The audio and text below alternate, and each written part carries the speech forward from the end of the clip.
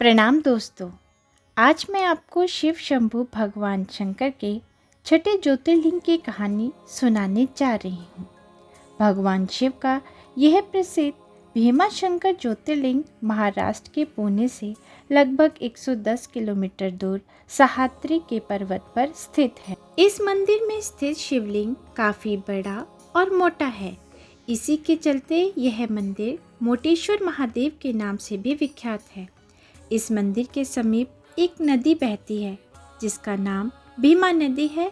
यह नदी आगे जाकर कृष्णा नदी में मिलती है। यहाँ जब राक्षस भीमा और भगवान शंकर के बीच भयंकर युद्ध हुआ, युद्ध के दौरान भगवान शंकर के शरीर से निकले पसीने की बूंदों से भीमारथी नदी का निर्माण हुआ।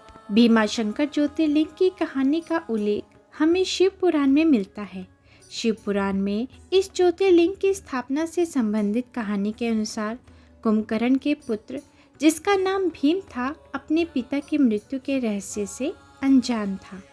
उसे इस बारे में ज्ञात नहीं था कि उसके पिता की मृत्यु प्रभु श्री राम के हाथों हुई थी। इसके पीछे की यह वजह थी कि भीम का जन्म कुंभकर्ण की मृत्यु के बाद हुआ।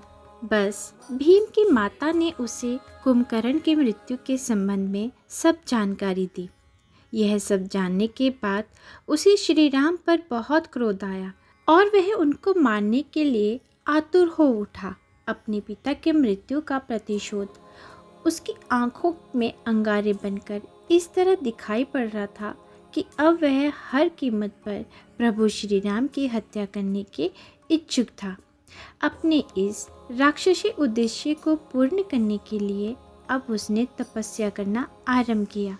भीम ने यह तपस्या कई वर्षों तक की। भीम की घोर तपस्या से ब्रह्मा जी इतने अधिक प्रसन्न हुए कि उसे विजय होने का वरदान हासिल किया और वह भी अधिक निरुकुंज और भयावह बन गया। अब केवल मनुष्य ही नहीं बल्कि देवलोक सभी देवतागण उससे भयभीत रहने लगे। भीम जिससे भी युद्ध करता था विजय हासिल जरूर करता। अपने इसी आतंक से राक्षसी भीम ने हर जगह पूजा पाठ बंद करा दिए। इससे सभी देवतागण और अधिक चिंतित हो उठे। अपनी परेशानी का हल खोजने के लिए अब उन्हें केवल भगवान शिव की शरण दिखाई पड़ रही थी। सभी देवतागण चिंतित हालत में शिवजी के पास पहुंचे और भीम के द्वारा पृथ्वी और देवलोक पर मचाए जा रहे आतंक का सारा हाल कह सुनाया। भगवान शिव देवतागण की बात सुनकर तुरंत युद्ध के लिए तैयार हो गए। अब राक्षसी भीम और भगवान शिव का युद्ध आरंभ हुआ। भीम भले ही विजय प्राप्त का वरदान हासिल किए हुए बैठा था, परंतु वह किसी दिव्य शक्ति के आगे अभी भी कमजोर ही था। इस प्रकार भगवान शिव ने राक्षस भीम के साथ भीष्म युद्ध कर उसे पराजित कर राख कर दिया था। इस ज्योतिर्लिंग से जुड़ी दूसरी कहानी कुछ इस तरह से है कि जब कुंभकर्ण का पुत्र भीम धरती पर अपना भय बनाए रखने के लिए पूजा पाठ बंद करवा रहा था, तभी एक दिन वहां पर भगवान शिव की तपस्या कर रहे कामरूपेश्वर नामक राजा को भीम ने देख लिया और उसे बंदी बनाकर कैद खाने में डाल दिया।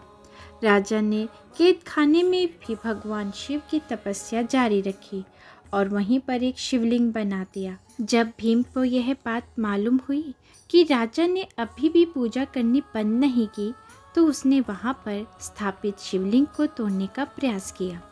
हजारों लाखों कोशिशों के बावजूद भीम उस शिवलिंग को तोड़ नहीं पाया।